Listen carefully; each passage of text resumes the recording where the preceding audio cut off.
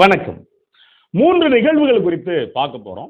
ஒண்ணு, வைகோ அவர்கள் தன்னுடைய கட்சியிலிருந்து ஏறத்தாழ தாவேக்காவுக்கு போறாரு அப்படிங்கிற செய்தி, அவருடைய பேட்டியும் ஏறத்தாழ அது மாதிரி தான் இருந்தது. இன்னொன்னு, தோழர் சி மகேந்திரன், இனிமே அவர் தோழர் அப்படின்னு சொல்ல வேண்டியதில்லை, அவரு நேரடியா தாவேக்காவில போய் ஐக்கியமாயிருக்கு. அதாவது இடதுசாரியிலிருந்து வலதுசாரிக்கு போயிருக்காரு.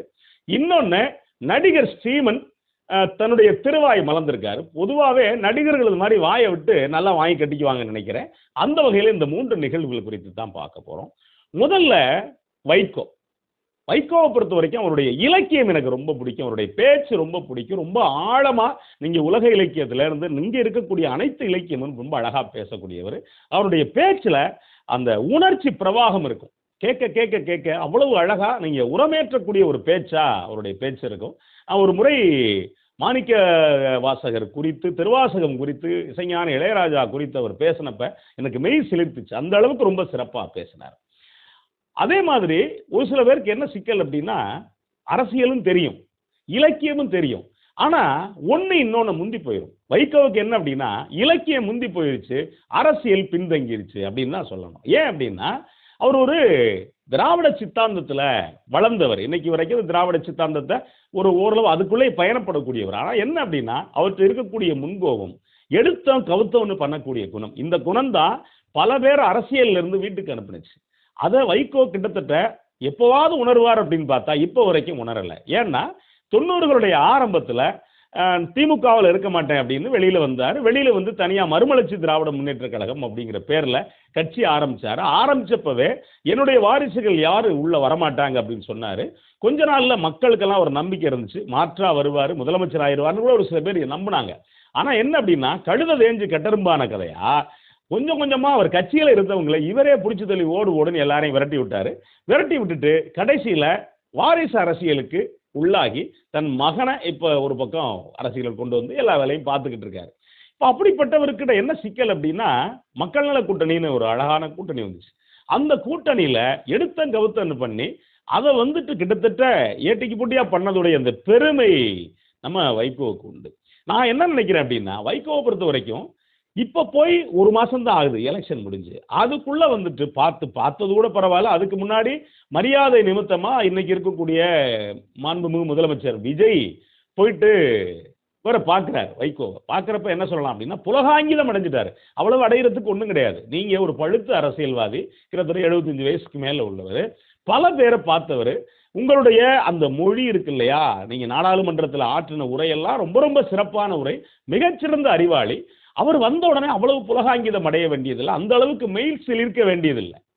சிலிர்த்ததோட இல்லாம என்ன சொன்னார் அப்படின்னா, எங்க வீட்டுல வேலை பார்க்குற வேலைக்கார அம்மா கூட உங்களுக்கு தான் ஓட்டு போட்டாருன்னு ரொம்ப பெருமையா அறிமுகப்படுத்தி வச்சார். அப்படின்னா என்ன அர்த்தம்னா, வேலைக்கார அம்மாவுக்கு நீங்க உங்க வீட்டுல ரெகுலரா வேலை பார்க்குறவங்களுக்கு புரிதலை ஏற்படுத்தல அப்படின்னு அர்த்தம். அப்ப நம்மெல்லாம் மதிக்கக்கூடிய ஒரு வைகோ, ஒரு மிகச்சிறந்த இலக்கியவாதியா இருக்கக்கூடிய வைகோ டக்குன்னு இப்படி மாறுறப்ப நமக்கெல்லாம் மனசு ஏத்துக்க முடியல. அதுக்கடுத்து நம்ம ஐயா சி மகேந்திரன், அவரை தோழர் அப்படின்னு சொல்றதுக்கான எந்த முகாந்திரம் கிடையாது. எனக்கு தெரிய அவரு மேல வந்து சிவப்பு துண்டு போட மாட்டாரு. ஆனா சமீபத்துல சிவப்பு துண்டு போட்டு தன்னை ஒரு இடதுசாரியா அடையாளப்படுத்திக்கிட்டு இருந்தாரு.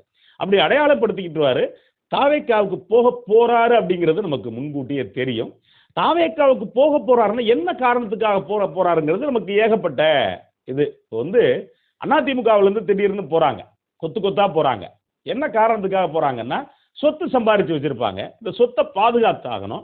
அப்புறம் வந்து முதல் அமைச்சராக இருந்தவங்களுக்கு வெறும் எம்எல்ஏவா இருந்தால் அரிக்கும். அதனால என்ன செய்யறது அப்படின்னா, நம்ம எப்படியாவது போய் அங்கே ஒரு அமைச்சராக வாங்கிக்குவோம் அப்படிங்கிற கணக்கில் அதிமுகவில் வந்து போவாங்க. இன்னொன்று அந்த கரவைப்பு, அவங்களுக்கு என்ன பிரச்சனை அப்படின்னா, ஒரு 50 வேட்டி வச்சிருப்பாங்க, அந்த வேட்டியை இட்லி துணியை தான் பயன்படுத்த முடியும். அப்போ இனிமேல் தாவாக்க வேட்டு கட்டிக்கிட்டு போவாங்க அப்படின்னு வச்சுக்கோங்களேன். சொத்தை பாதுகாக்க அவங்க போறாங்க.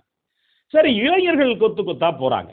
அவங்க எதுக்கு போறாங்க அப்படின்னா, ஏதோ ஒரு அரசியல் மாற்றம் வேணும் அப்படின்னு நம்புறாங்க. அது உண்மையா பொய்யா, அரசியல் மாற்றம் முன் வருமா அப்படிங்கிறதெல்லாம் வேற.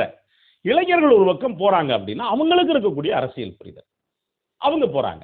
ஆனா சி மகேந்திரன் எதுக்கு போனாரு அப்படின்னா, அவர் போனது கூட பரவாயில்ல, சிவப்பு துண்டோடைய உள்ள போயிருப்பேன். இது என்ன அவியல் பொரியல்? அது எப்படி சிவப்பு துண்டோட உள்ள போயிருப்பீங்க?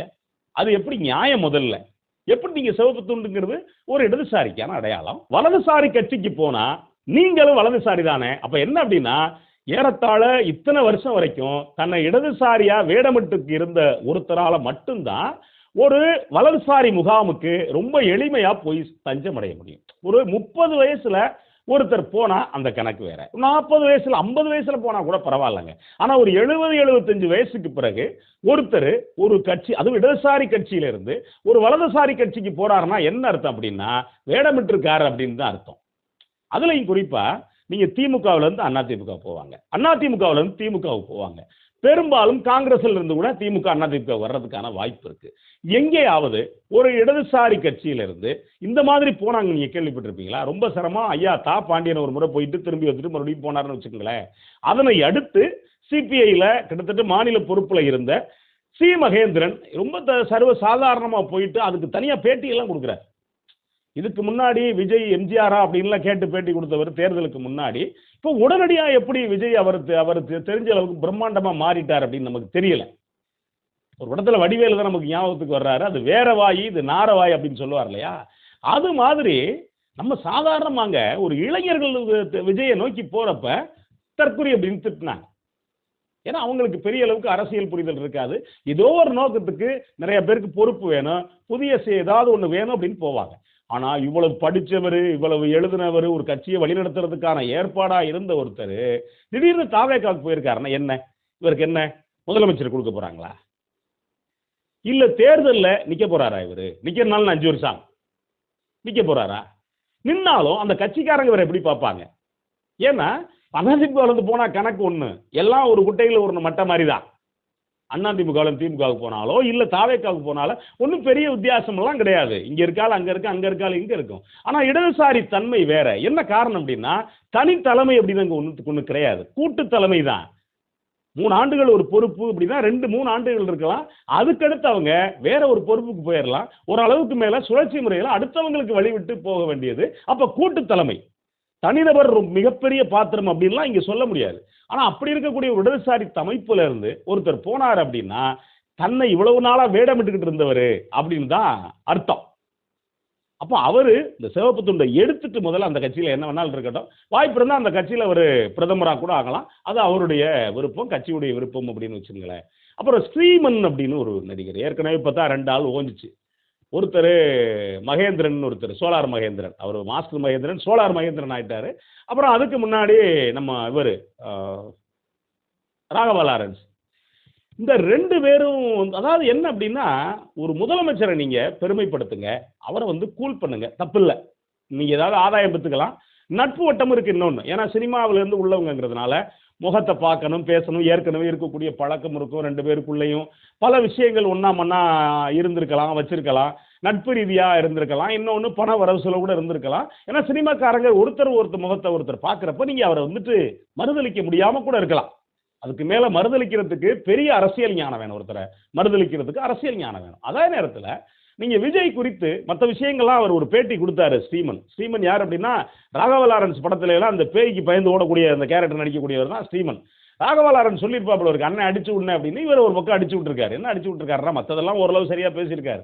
பேசும்போது அங்கொன்னும் இங்கொன்னுமா நடக்குது, அங்கொன்னும் இங்கொன்னுமா நடக்கிற குற்றங்களை 200-250 பேர் பெருசாக்கி இப்படி எல்லாம் பண்றாங்க அப்படின்னு பேசுறாரு. அதாவது ஒரு ஆட்சிக்கு 6 மாசம் வேணுங்கிறது என்ன அப்படின்னா அந்த துறையை புரிஞ்சுக்கிறதுக்கு, ஒரு துறையை பலப்படுத்துறதுக்கு, இன்னொன்னு அந்த துறையில இருந்து வேற வேற என்னென்ன பிரச்சனைகள் இருக்குன்னு தெரிஞ்சுக்கிறதுக்கு ஒரு 6 மாசம் வேணும். அது சரி. ஆனா நீங்க சட்டம் ஒழுங்குக்கு 6 மாசம்னா என்ன ஆகும்? இப்ப நடந்திருக்கு 3 வயசு குழந்தை பாலியல் தொல்லை, பாலியல் தொல்லை பண்றதோட உயிரை எடுத்துடுறான். 11 வயசு குழந்தைக்கு பாலியல் தொல்லை, உயிரை எடுத்துடுறான். அதாவது 80 வயசு பாட்டிக்கு பாலியல் தொல்லை. நமக்கு ஒன்றும் புரிய மாட்டேங்குது. ஏன்டா இவங்க எல்லாம் மனுஷங்களா, வேற எதுவும் வேற என்ன ஜந்துக்களா இருக்காங்களா? விலங்குகளையோ மற்ற உயிரினங்களையோ குறை சொல்லக்கூடாது. அந்த எந்த உயிரினங்களும் இந்த மாதிரியான வன்புணர்வுக்கு போறதே கிடையாது. விருப்பப்பட்டா தான் அவ ஜோடி சேருமே தவிர வேற எந்த உயிரினங்களும் விருப்பப்படாம ஜோடி சேராது. ஆனா மனுஷன் மட்டும்தான் இவனுக்கு 6 அறிவுன்னு சொல்றானே ஒழிய இவனுடைய அறிவு முழுக்க மொத்தமா அடகு வச்சுட்டு நிறைய பேர் அலைகிறான். இப்ப இதெல்லாம் ஸ்ரீமனுக்கு தெரியாதா? ஒரு அரசாங்கத்தை நீங்க திமுக ஆள்றப்ப நீங்க குறை சொல்லலாம், அங்க அது நடக்குது இங்க நடக்குது அப்படின்னு. அப்போ உங்க ஆட்சியில் அதுக்கு பேர் என்ன? உங்க ஆட்சியில காவல்துறை உங்க கையில தான் இருக்கு. சிங்கப்பெண் உங்ககிட்ட நீங்க புதுசா ஆரம்பிச்சிருக்கீங்க. இவங்களுடைய வேலை என்ன? இவங்க நீங்க எந்த அளவுக்கு நடவடிக்கை எடுக்கணும் அப்படிங்கிற ஏற்பாடு இருக்குல்ல. அப்போ ஒரு சட்ட ஒழுங்கு பிரச்சனை வர்றப்ப கேள்வி கேட்டாங்க அப்படின்னா ஸ்ரீமனுக்கு எங்க வலிக்குது? ஏன்னா ஸ்ரீமன் மாதிரியானவங்க சம்பாதிச்சுக்கிட்டு மேல்தட்டு வர்க்கத்துல வேற ஒரு இடத்துல உட்கார்ந்துருக்காங்க.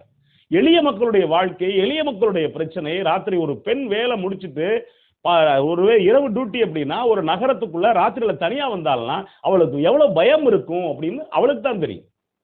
அதே மாதிரி ஒரு குழந்தை வந்து எந்த நேரமும் அப்பா அம்மா வேலைக்கு போயிட்டாங்க அப்படின்னா அந்த குழந்தையை கவனிச்சுக்க போறதுக்கு நேரம் இருக்காத சூழல் இருக்கலாம். அப்ப அந்த குழந்தைக்கு இவ்வளவு பெரிய பிரச்சனை நடக்கிறப்ப இந்த பிரச்சனை எப்படி சர்வசாதாரணமா கடந்து போக முடியும்? நீங்க சினிமாவில் நடிச்சீங்கன்னா நடிங்க, நீங்க எவ்வளவு வேணாலும் கோடிக்கணக்கில் கூட சம்பளம் வாங்குங்க.